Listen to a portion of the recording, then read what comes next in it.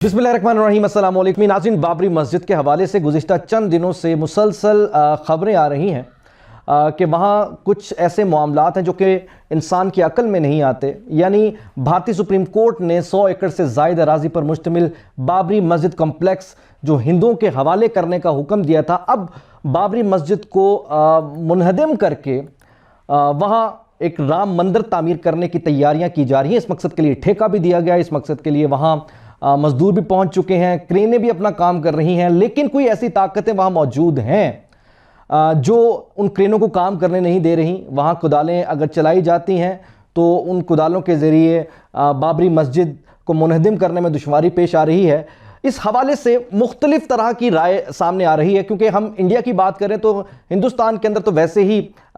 ऐसे अकायद पाए जाते हैं जिसमें जादू टोना और इसके अलावा जिन्नात का बहुत ज़्यादा जिक्र है। जिन्नात हकीकत हैं और यही वजह है कि इस वक्त भारत के अंदर कहा जा रहा है कि अंदर कोई ऐसे जिन्नात बाबरी मस्जिद के अंदर मौजूद हैं जो आड़े आ रहे हैं उन मशीनों के, उन क्रेनों के, उन जदीद टेक्नोलॉजी के। आप इस बात को अपने जहन में रखिए कि उनका जो भी अकीदा है वो अपनी जगह पर मौजूद है और वो मजहबी तौर पर अब पंडितों की खिदमत हासिल करने की कोशिश कर रहे हैं कि मालूम करें आखिर ऐसी कौन सी ताकतें उधर मौजूद हैं जो बाबरी मस्जिद को के इन्हदाम की राह में रुकावट बनी हुई हैं। जदीद क्रेनें जिनके आगे एक बड़ी से बड़ी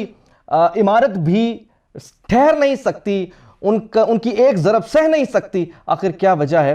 कि बाबरी मस्जिद की ईंटों को मिसमार करने में, उन्हें पाश पाश करने में वो क्रेनें, वो जदीद टेक्नोलॉजी नाकाम है। तो अब इस वक्त बाबरी मस्जिद को अगर हम डिस्कस करेंगे तो बाबरी मस्जिद बुनियादी तौर पर एक मोजज़ात का सफ़र है। बाबरी मस्जिद के अगर मोजज़ात पे आप जाएंगे तो वर्ता हैरत में आप पड़ जाएंगे। और वो कहते हैं अहले अकल के लिए निशानियां हैं, जो अकल से काम लेंगे वो यकीनन बाबरी मस्जिद के जो भी मामला दरपेश आ चुके हैं या जो आ रहे हैं या जो आइंदा आएंगे उन्हें देखकर इस्लाम कबूल करने की तरफ माइल हो जाएंगे। लेकिन कुरान भी कहता है सुम्मुन बुकमुन उम्युन, अंधे हैं, गुंगे हैं, बहरे हैं, उन्हें पता है कि ये चीज़ ऐसे नहीं ऐसे है, हक क्या है, लेकिन उसके बावजूद अपनी ढिठाई की वजह से वहां अड़े रहते हैं। तो हम बात करें बाबरी मस्जिद के हवाले से और आज मैं आपको बाबरी मस्जिद के अंदर हकाइक की रोशनी में बताऊंगा कि क्या वो ताकतें हैं जो ताकतें इन राम मंदिर को तामीर करने की ख्वाहिश रखने वाले जो राक्षस हैं, जो बज़ाहिर अपने आप को सेकुलर कहते हैं लेकिन बहुत बड़े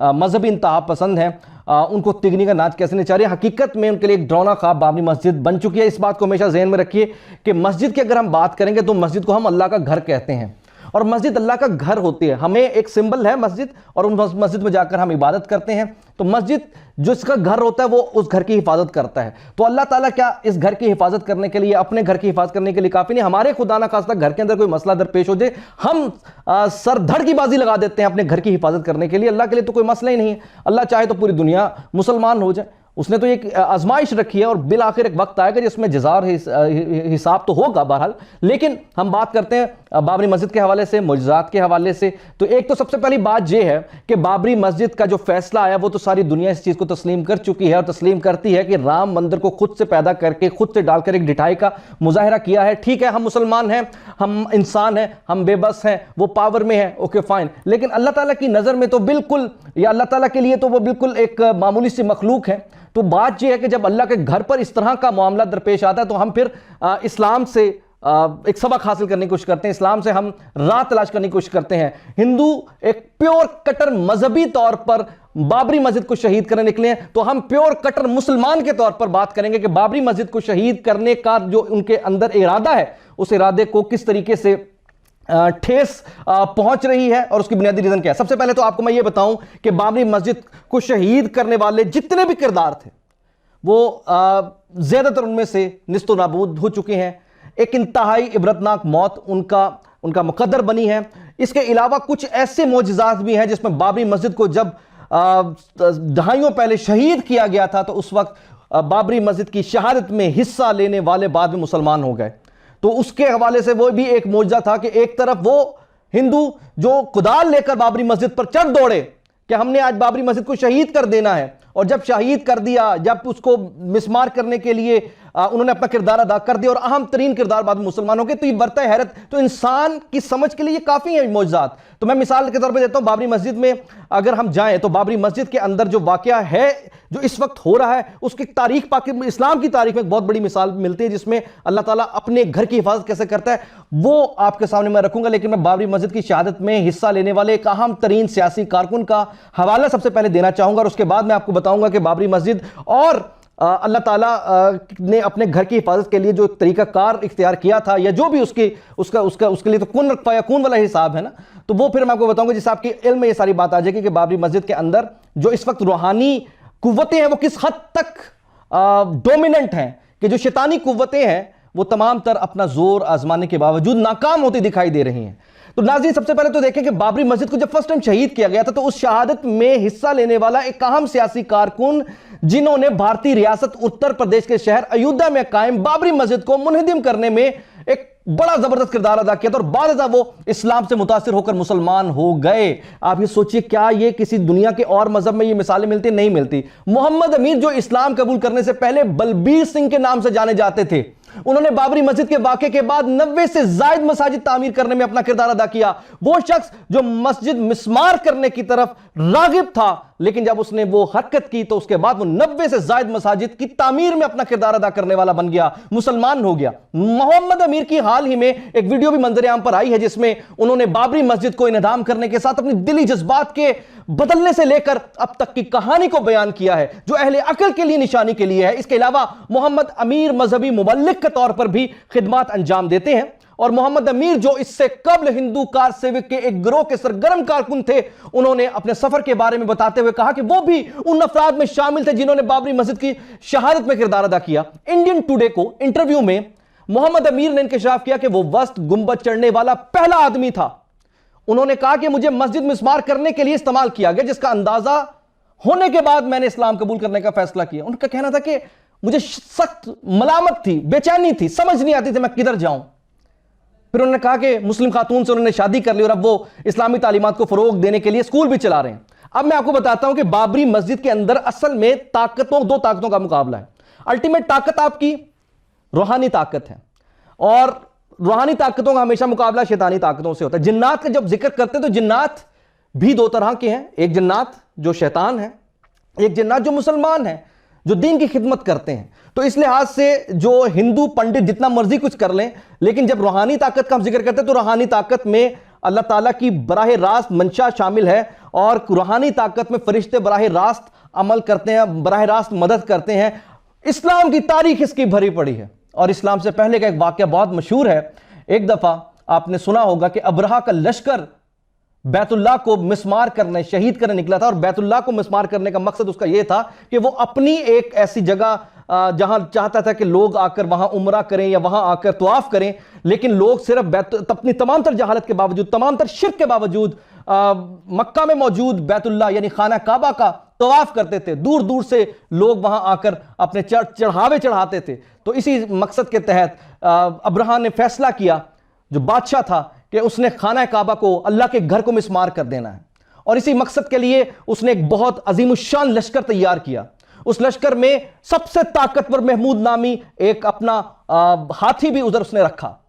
کہ وہ ہاتھیوں کی مدد سے خانہ کعبہ کو مسمار کرے گا۔ اور جب خانہ کعبہ کو مسمار کرنے کے لیے وہ نکلا تو 13 ہاتھی اس کے لشکر میں تھے۔ قریش کو جب یہ خبر ملی، عبد المطلب کو جب یہ خبر ملی کہ ابرہہ لشکر کشی کے لیے آ رہا ہے، خانہ کعبہ کو گرانا چاہتا ہے، اللہ کے گھر کو گرانا چاہتا ہے، اس نے بڑی کوشش کی، عبد المطلب نے بہت کوشش کی کہ کسی طریقے سے اس کو روکا جائے، اپنی طاقت کو دیکھا جائے۔ تو انہیں پھر معلوم ہوا کہ ان کی طاقت اجازت نہیں دیتی کہ وہ ابرہہ کے اتنے بڑے لشکر کو کسی طرح بھی روک سکیں۔ ابرہہ کی طاقت کا مقابلہ کرنے کے لیے مسلمانوں کے پاس نہ ویپنز تھے، نہ اقتدار تھا، نہ اختیار تھا، نہ اس طرح کہہ سکتے ہیں کہ ان کی کوئی ایسی طاقت تھی۔ تو جب اتنی بڑی قریش کی فوج، قریش سے لڑنے کے لیے اتنی بڑی ابرہہ کی فوج چلنا شروع ہوئی، تو کعبہ کو بچانے کے لیے اب کیا کیا جائے؟ تو اس وقت حضرت عبد المطلب نے انہوں نے کہا کہ سب اپنے بال بچوں اور مال مویشی کو لے کر پہاڑوں میں چلے جائیں، ایسا نہ ہو کہ ان کا قتل عام ہو جائے، کیونکہ اگر مسلمان ادھر موجود رہتے تو پھر اس کا مطلب تھا کہ قتل عام ہو جانا تھا۔ لیکن ابرہہ کا لشکر کا جب سن کے کچھ نہ بن پڑی تو انہوں نے کہا کہ اب نکل جاؤ، اپنی اپنی جانیں بچاؤ۔ پھر وہ قریش کے چند سرداروں کے ساتھ حرم کعبہ پہنچے، اللہ کے گھر پہنچے اور اللہ کے حضور اپنی کمزوری کا اظہار کر کے دعائیں مانگی اور کہا کہ وہ اپنے گھر کی خود حفاظت فرمائے۔ مورخین نے حضرت عبد المطلب کے جو دعائیہ اشعار نقل کیے وہ یہ ہیں کہ الہی بندہ اپنے گھر کی حفاظت کرتا ہے، تو بھی اپنے گھر کی حفاظت فرما، کل ان کی صلیب اور ان کی تدبیر تیری تدبیر پر غالب نہ آنے پائے۔ صلیب کی آل کے مقابلے میں آج اپنی آل کی مدد فرما، اے میرے رب تیرے سوا میں ان کے مقابلے میں کسی سے امید نہیں رکھتا، اے میرے رب ان سے اپنے حرم کی حفاظت فرما۔ یہ دعائیں مانگ کر حضرت عبد المطلب بھی سرداران قریش کے ساتھ باقی اہل مکہ کے پاس پہاڑوں میں چلے گئے، اور دوسرے روز ابرہہ نے مکہ پر حملے کا حکم دے دیا۔ وہ مکہ میں داخل ہونے کے لیے آگے بڑھا تو حیرت انگیز طور پر ایک اس کا خاص ہاتھی جس کا میں نے ذکر کیا تھا، محمود، وہ مکہ کی طرف چلنے کی بجائے یکا یک وہیں بیٹھ گیا، بے پناہ کوشش کے باوجود بھی اپنی جگہ سے نہ ہل سکا، مگر جب اس کا منہ شام کی طرف کیا گیا تو اٹھ کر چلنے لگا، دوڑنے لگا، اور یمن کی طرف رخ ہوا تو ادھر بھی دوڑنے لگا، مگر مکہ کی طرف اسے چلانے کی کوشش کی جاتی تو 1 انچ ادھر نہ بڑھتا۔ نتیجہ کیا ہوا؟ باقی ہاتھیوں سمیت سارا لشکر بھی اپنی جگہ انتظار میں رکا ہوا تھا، ابھی وہ اسی چکر میں پھنسے تھے کہ اللہ کے قہر نے ان کو آ لیا، اور اللہ کے حکم سے ابابیلوں کے جھنڈ ان پر نازل ہو گئے۔ ہر ابابیل کے چونچ اور دونوں پنجوں میں سنگریزے یعنی پتھر دبے ہوئے تھے، اور ابرہہ اور اس کے لشکروں کے وہم و گمان میں بھی نہ تھا کہ وہ چھوٹے چھوٹے جو پتھر ہیں ان کے ساتھ کیا کرنے جا رہے ہیں۔ ابابیلوں نے ان کے اوپر آ کر وہ پتھر گرانا شروع کر دیے۔ وہ سنگریزے کہاں تھے؟ وہ تو اللہ کا عذاب تھا، وہ پتھر نہیں، اللہ کا عذاب تھا جس پر جہاں گرتے وہ اسے صرف زخمی کرنے کی بجائے بلکہ اس پر تباہی مچا دیتے۔ اللہ کے گھر پر حملہ کرنے والوں کی جرت کرنے والوں کے لیے کہیں اور جائے پناہ نہ تھی، اور تھوڑی دیر میں ابرہہ اپنے 60,000 کے لشکر اور 13 ہاتھیوں سمیت ان پتھروں کی اس بارش میں اپنے انجام کو پہنچا، اور یوں پہنچا کہ جیسے کھایا ہوا بھوسا ہوتے ہیں، ہر طرف انسانی لاشیں چیتھڑوں کے روپ میں پڑی تھیں۔ اور یہ واقعہ 571 عیسوی میں محرم کے دنوں میں مزدلفہ اور منی کے درمیان وادی محصب کے قریب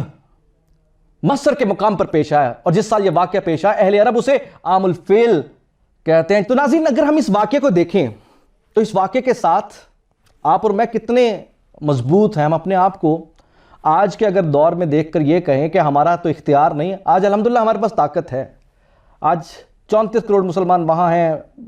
22 کروڑ مسلمان یہاں ہیں، دنیا بھر میں امت مسلمہ پھیلی ہے، ٹھیک ہے اگر بے حسی چاہیے اوکے فائن، لیکن اس کے باوجود آپ کے پھر بھی محتاج نہیں ہے اللہ اپنے گھر کی حفاظت کرنے کے لیے۔ تو اس وقت جو آپ یہ دیکھ رہے ہیں کہ بابری مسجد کے اندر ان کی چل نہیں رہی، تو اس کا مطلب ہے کہ اللہ تعالیٰ نے کرین کو حکم نہیں دیا، تو اللہ تعالیٰ کے حکم، اللہ تعالیٰ تو حاکم ہے، ان تمام جنوں کا بھی حاکم ہے، خالق ہے، مالک ہے، ان تمام روحانی قوتوں کا بھی ہے، ان تمام شیطانی طاقتوں کا بھی ہے۔ وہ کسی کو اگر نہیں چاہے گا تو 1 انچ بھی بال بیکا نہیں کر سکتے بابری مسجد کا۔ تو اللہ تعالیٰ آج کی اس دنیا میں جسے جدید دنیا کہتے ہیں، جس میں انسان اپنے میزائل پر اکڑتا ہے، جس پر انسان اپنی ٹیکنالوجی پر اکڑتا ہے، اور انسان کو اللہ اپنی اوقات دکھا رہا ہے، یہ ہے تم گندی نالی کے کیڑے، جاؤ اپنی اس اوقات کو ایک بابری مسجد کی اینٹ بھی ہلا کر دکھاؤ۔ جب اللہ نہیں چاہے گا تو 1 لمحے کی اینٹ بھی نہیں ہلے گی۔ لیکن یہ ایک امتحان ہے 2 طرح سے، یاد رکھیے۔ ایک امتحان آپ کے دل کا ہے، چونکہ اللہ اور بندے کا اپنے ذات کے ساتھ معاملہ ہے۔ اگر آپ کا دل دکھتا ہے، آپ کچھ نہیں کر سکتے، آپ چل نہیں سکتے، آپ نکل نہیں سکتے، آپ ہتھیار نہیں اٹھا سکتے، تو آپ دعا تو کر سکتے ہو۔ آپ دعا کرو کہ یا اللہ تیرے گھر پر حملہ ہوا ہے، تو اپنے گھر کی حفاظت فرما، اپنے حرم کی حفاظت فرما، جس طرح تو نے ابابیلوں کے ذریعے ابرہہ کا لشکر نست و نبود کر دیا تھا، ویسے ہی ایسے ابابیلوں کا ہی کوئی لشکر بھیج دے جو مودی اور اس کے لفنڈروں کو نست و نبود کر دے، بھوسے میں بدل دے۔ اس طرح کے بہت سارے معجزات آج دنیا میں ہیں، مجاہدین کے ساتھ ہو رہے ہیں، اور جب اللہ کی مدد آتی ہے تو پھر کامیابی مقدر بن جاتی ہے۔ تو اس وقت جو اپنی گفتگو میں جو بات کر رہے ہیں ان کو اس چیز کو کلیئر ہونا چاہیے کہ بابری مسجد کے اندر کیا ہو رہا ہے۔ ہمارا ایمان ہے وہ اللہ کا گھر ہے، اور اللہ اپنے گھر کی حفاظت کرنا خوب جانتا ہے۔ اللہ حافظ۔